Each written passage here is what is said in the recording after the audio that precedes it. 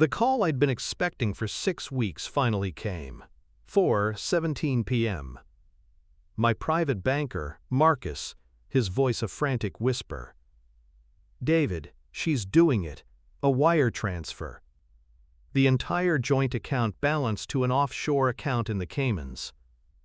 I watched the L-train snake below my Chicago office window, a silver ribbon in the concrete canyon. I took a slow sip of ridiculously expensive scotch. Most men would be panicking. Their life's work, gone in a keystroke. But I wasn't most men. "Let the request fail, Marcus," I said, my voice calm, cold steel. "Let her see the $0 balance for herself." The real fun was just beginning. My wife, Sarah, she wasn't always this predictable. When I met her 15 years ago, she was a fundraising coordinator for a local arts charity, all wide-eyed ambition and a smile that could disarm a hostile board. I was the big catch, the Sterling in Vance, and she played her part perfectly. The devoted wife, the stunning hostess, the perfect accessory to my success. But a predator's eyes never change, even when they're smiling at you over champagne. I saw the calculation behind the charm, the quiet assessment of my net worth in every loving glance. The first crack in the facade appeared 6 weeks ago. A misplaced credit card statement for a burner phone. A small thing, almost trivial. But in my world, there are no small things. There are only data points. That single piece of paper was the first thread I pulled.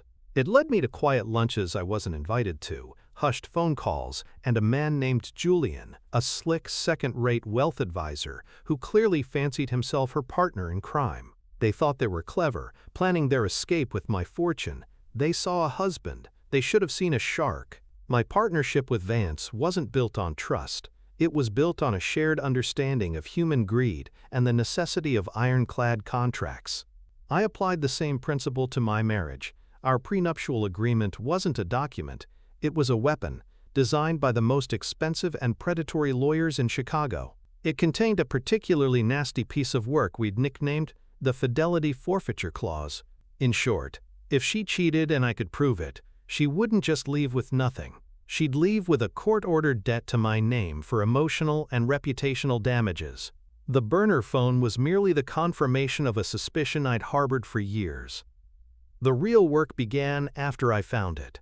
Over the next 6 weeks, I wasn't a husband, I was an auditor. I commissioned a full forensic analysis of our lives.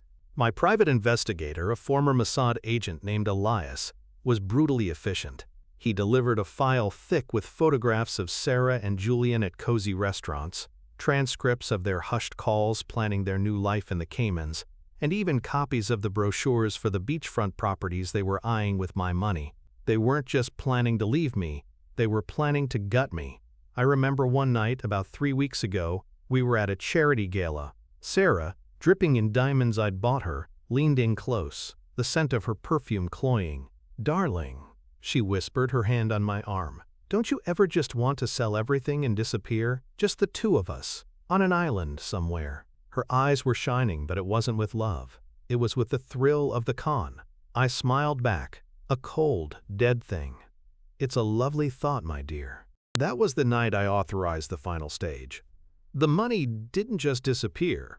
Over the past month, I had systematically liquidated assets from our joint accounts, converting them into non-traceable bearer bonds and platinum bullion. Legally, I used a provision in my company's charter to transfer the funds into a secured, anonymous trust. A corporate maneuver so complex Sarah's second-rate advisor would never even know where to look. The joint account Marcus was watching wasn't the real treasure chest. It was the bait. It was a hollowed-out shell I left behind for her to find, a final monument to her own greed. My lawyer Vance had called it scorched earth.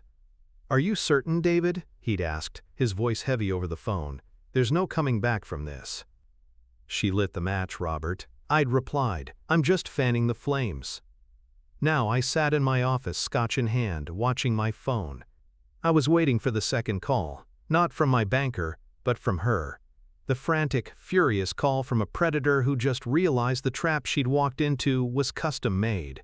The phone buzzed on the granite countertop at 5:48 p.m., precisely 1 hour and 31 minutes after Marcus's call. I was home, standing in the sterile silence of our penthouse. I'd poured myself another scotch and was looking out at the city lights beginning to prick the twilight sky. The view from here was supposed to be a testament to our shared success. Tonight, it was the backdrop for a demolition. Her name flashed on the screen. Caymans. Caymans. I let it ring 4 times before answering, just long enough for the panic to curdle. David. Her voice was tight, a strained attempt at normalcy. David, something's wrong. At the bank. I swirled the amber liquid in my glass. Is there? Everything seems fine on my end. No, it's not fine. I was trying to move some funds for an investment, and it's not working. The account, David, it's empty. An investment? I savored the word. That's an interesting way to put it. What kind of investment requires you to wire our entire liquid net worth to an unregistered account in Grand Cayman on a Friday afternoon? The line went dead quiet. I could almost hear the gears grinding in her head, the frantic calculation as she realized the game was up. Her carefully constructed facade shattered, and the predator emerged, snarling. "What did you do?" she hissed, the pretense gone. "Where is our money?" "I think you mean man sod's money, Sarah, and it's safe, which is more than I can say for you." I took a step towards the window, watching the endless stream of headlights below. "You should ask Julian. I'm sure your wealth advisor has a contingency plan. Or did he only plan for the spending part?" Another silence, this one filled with pure, unadulterated shock. I had named the ghost. How did you know?" she stammered. "The burner phone was clumsy, Sarah. The lunches at Gibson's, the brochures for that beachfront villa on 7 Mile Beach, you left a trail of breadcrumbs a child could follow. You planned a robbery. You should have planned for an audit." "You bastard," she finally spat, her voice cracking with a rage born of desperation. "You can't do this to me. I'll take you for everything. I'll tell everyone." "You'll do nothing," I cut in, my voice dropping to a low, glacial calm. "You seem to have forgotten the document you signed 15 years ago. I haven't. I suggest you reread page 14, section 8b. The part Robert Vance so poetically nicknamed the Fidelity Forfeiture Clause. It makes for fascinating reading when one is in your particular predicament." I could hear her ragged breathing, the sound of a world collapsing. "A courier is on his way to your hotel, Sarah. He has a package for you. It contains copies of everything. The photos, the phone transcripts, a petition for divorce, and a preliminary invoice for damages. My lawyers will be in touch with yours. Assuming you can still afford one." Before she could form a reply, I ended the call. I placed the phone back on the counter, the silence of the penthouse rushing back in, cleaner and clearer than before. The first domino had fallen. Now, I would simply watch the rest of them collapse. I didn't feel a surge of victory. I felt quiet. The profound calm that follows a necessary, brutal decision. I walked to the wet bar and placed my empty glass in the sink with a soft click. The rage that had fueled me for 6 weeks had cooled into something harder, more useful. Purpose. There was no exhilaration, only the grim satisfaction of a problem being efficiently solved. My reflection in the dark glass of the window showed a man perfectly still, a predator conserving energy after the initial strike. The penthouse doorbell chimed, a polite, electronic sound that felt jarringly out of place. I knew who it was. I opened the door to Robert Vance, my partner and my attorney, his salt and pepper hair perfectly coiffed, his expression unreadable. "The courier confirmed delivery," he said, stepping inside without waiting for an invitation. He held a leather briefcase. She signed for it. He said she looked unwell. "Unwell is a start," I replied, closing the door. "Pour yourself a drink, Robert. You've earned it." Vance moved to the bar, his movements as precise as his legal arguments. "The fidelity clause is ironclad, David. She has no leverage. She'll try to drag your name through the mud, of course. The press." I simply shook my head. "Let her. She's a jilted wife, making unsubstantiated claims against a respected businessman. I'm a victim. My narrative is cleaner. I took the file Elias had prepared and slid it across the marble island. Besides, Sarah is only half of the equation. Vance paused, his glass halfway to his lips. What about the boyfriend, Julian? Julian is a different kind of problem, I said, tapping a folder inside the file. He's a licensed wealth advisor. He counseled a client, my wife, to commit wire fraud using misappropriated funds. He violated his fiduciary duty, not to mention half a dozen SEC regulations. His career, his license, his entire professional existence, it's all built on a foundation of trust he just incinerated. Vance's eyes widened slightly, the first crack in his professional facade. He understood immediately. This wasn't just about marital revenge. This was a corporate execution. I've already spoken to the right people at the commission, I continued, my voice low. An anonymous tip, fully documented. They're very interested in his client acquisition strategies. By Monday morning, Julian won't be worrying about a new life in the Caymans. He'll be worrying about a subpoena. I picked up my fresh glass of scotch. Sarah thought she was stealing money. I'm going to take away the one thing a man like Julian values more, his future. Robert Vance swirled the scotch in his glass, the ice clinking like a distant bell. He looked from the file on the counter to me, his expression a mixture of professional admiration and personal wariness. The SEC is a sledgehammer, David. It's effective, but it's slow and messy. This feels different. This is a stiletto. A sledgehammer breaks things, I replied, walking over to the floor-to-ceiling windows. The city sprawled below, a glittering circuit board of 1,000,000 lives, none of which mattered to me at this moment. I'm not interested in breaking Julian. I'm interested in dismantling him, piece by piece. I want him to be conscious for the entire disassembly. My phone vibrated on the counter, a text. I didn't need to look to know it was from Sarah. Vance's eyes flicked towards the sound. I picked it up, my face impassive, and read the message aloud in a flat monotone. You can't do this. I have nothing. Where am I supposed to go? After 15 years, don't I deserve something? Please, David, let's talk. Asterisk. I set the phone down, screen up. The 5 stages of grief, I said to Vance. She's skipped denial and anger and gone straight to bargaining. Pathetic. She'll move to depression next, Vance noted, ever the pragmatist, then acceptance. At which point she'll either sign whatever we put in front of her or get very, very loud. Are you prepared for the press? The press is irrelevant, I said, waving a dismissive hand. That's her battlefield. We're not fighting there. You're right, the SEC is slow. The tip I planted is merely the official record of his demise. The public part of the autopsy, the actual cause of death, will be much faster and much more private. I pulled out my personal phone, not the one Sarah knew about, and scrolled to a single name, Kensington. Vance saw the name on the screen and his posture straightened. Arthur Kensington wasn't just old money. He was the source code for Chicago finance. His family had built half the skyline, and his quiet approval could make a career. His disapproval could erase one. Julian's prize client. Vance breathed, understanding dawning in his eyes. He manages the trust for Kensington's youngest son. It's the cornerstone of his entire practice, the account that gives him legitimacy. It was, I corrected. Julian made 2 critical errors. The first was trying to steal from me. The second, and far more lethal, was that he used the same professional infrastructure he uses for his legitimate clients to plan his crime. He used his work email to correspond with the bank in the Caymans. He used his firm's servers to store the wire instructions. He made himself a liability to every single person he works for.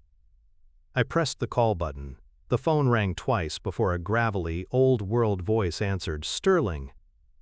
Arthur, I said, my tone warm, respectful, the voice of an equal. I hope I'm not interrupting your evening. If you were, I wouldn't have answered, Kensington grunted. What is it? I'm calling as a courtesy.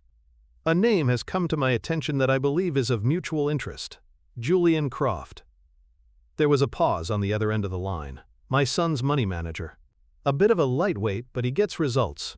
What about him? Arthur, it has come to my attention through an internal audit that Mr. Croft has engaged in profoundly unethical behavior. He was actively counseling one of my household members to commit felony wire fraud against my estate.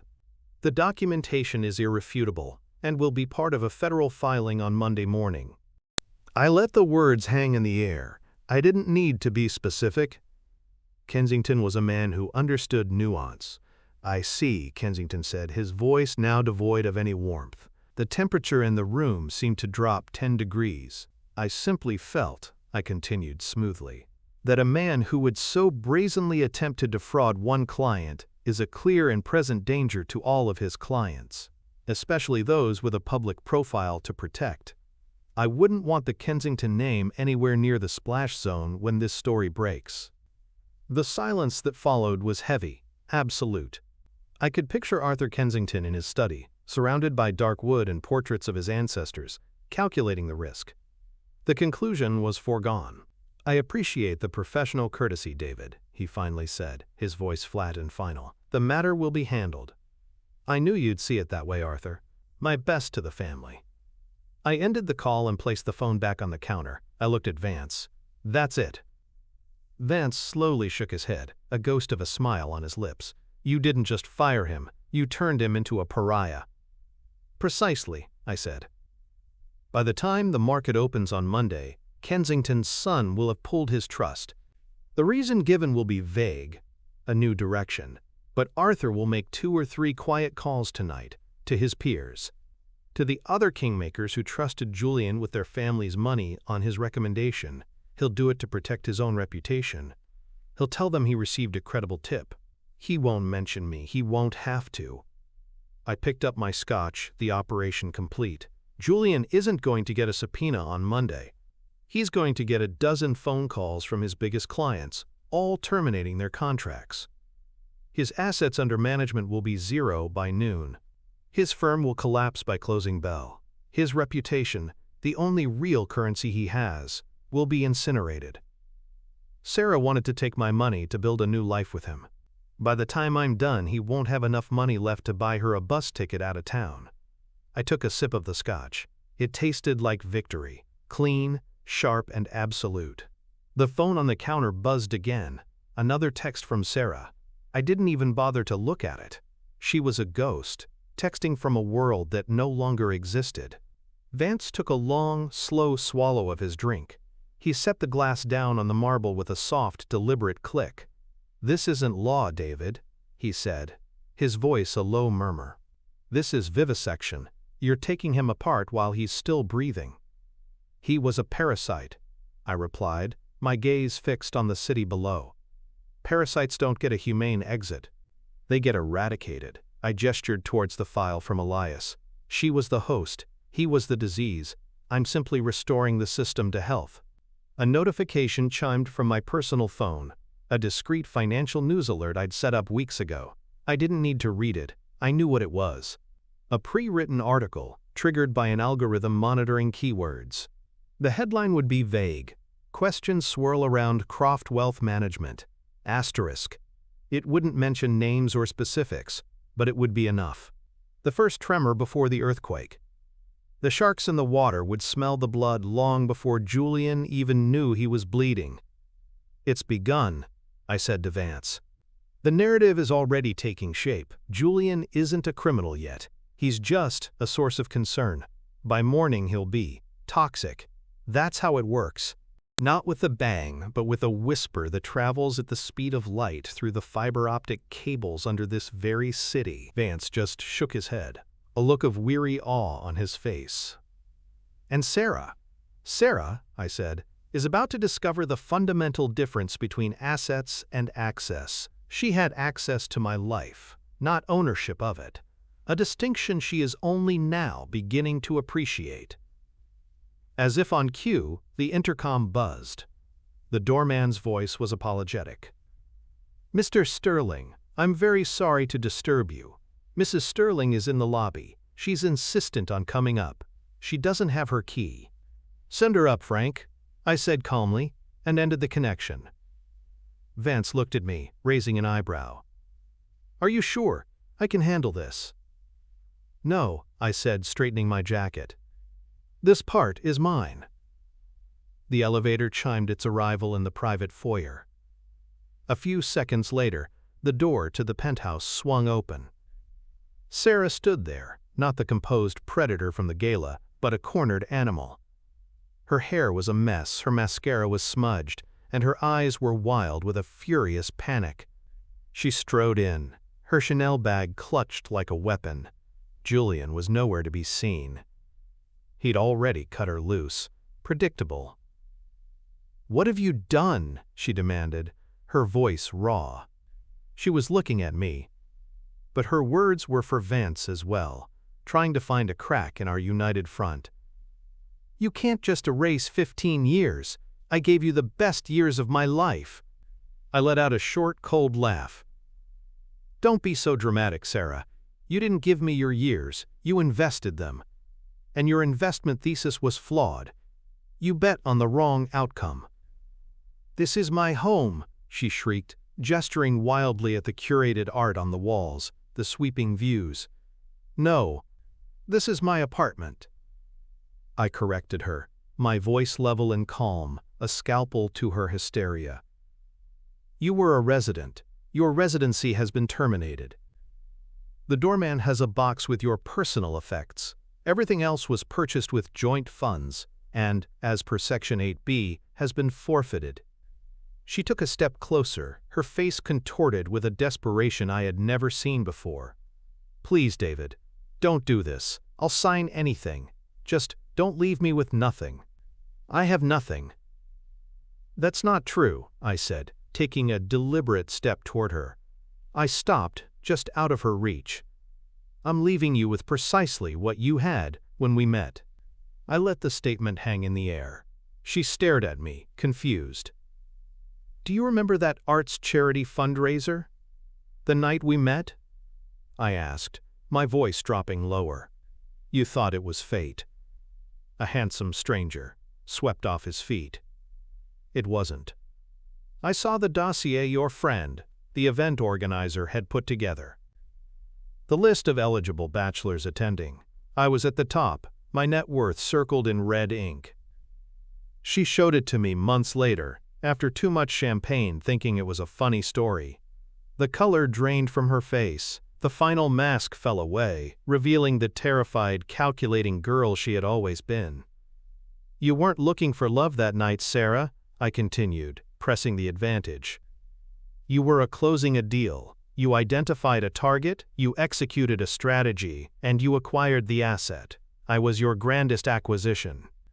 This entire marriage was a long-term leveraged buyout. And all I've done is call the debt." She just stood there, speechless, her mouth slightly agape. I had taken her last weapon, her own narrative, the story she told herself about who she was. "The difference between you and me," I said, delivering the final blow, "is that when my investments go bad, I cut my losses. You just tried to double down on a lie." A shattered sound escaped her lips, not a word, just the air leaving a punctured vessel. The fight was gone, replaced by a horrifying clarity. She looked around the room as if seeing it for the first time, not as her home, but as the gilded cage she had willingly walked into. "You knew," she whispered, the accusation hollow. "This whole time, you knew what I was." "I knew what you wanted," I corrected her, my voice devoid of emotion. "And for a time, our interests aligned. I required a certain aesthetic for my life. You provided it. It was a transaction, Sarah. A long-term contract. You just violated the terms of service." I gestured toward the open door. "Vance will have security escort you out. Your things are with the doorman. Do not attempt to contact me again. All future correspondence will be through our lawyers." She stood frozen for a moment, a statue of ruin. Then, with a slow, mechanical turn, she walked out. She didn't look back. The heavy door clicked shut behind her, the sound definitive, final. The silence she left behind was vast and clean. Vance cleared his throat, the first sound in the tomb-quiet room. She never stood a chance, did she? She made a choice, I replied, walking back to the window. I picked up my glass, the scotch untouched. The city below was a diamond blanket, indifferent and beautiful. She believed the world was transactional. That love, loyalty, marriage, they were just assets to be leveraged. She wasn't wrong, she just miscalculated who had more leverage. I felt no elation, no joy. The burning rage of the past 6 weeks had been cauterized, leaving behind a profound and chilling calm. This wasn't a victory over a wife. It was the successful resolution of a hostile takeover attempt. I had protected my assets, eliminated a liability, and restored order to my world. Sarah wasn't a person anymore. She was a rounding error in my life's ledger, a lesson learned and filed away. I took a slow sip of the scotch. It no longer tasted like victory. It tasted like nothing at all. It was just fuel. And the engine was running perfectly.